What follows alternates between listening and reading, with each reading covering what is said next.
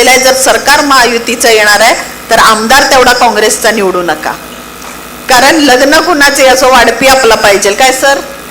महायुतीचं सरकार आहे तर आमदार महायुतीचा असला तर कदाचित आपल्या हिश्श्याला थोडं जास्त येईल.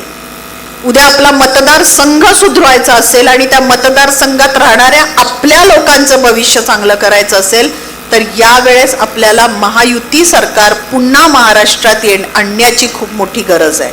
आणि जर महायुती सरकार उद्या जर राज्यामध्ये यायचं असेल तर त्याच्यासाठी आपल्याला महायुतीचे आमदार इथून निवडून जाणं खूप गरजेचं आहे.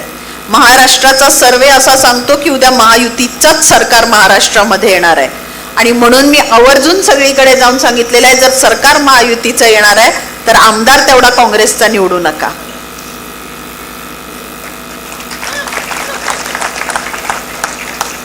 कारण लग्न कुणाचे असो वाढपी आपला पाहिजे काय सर.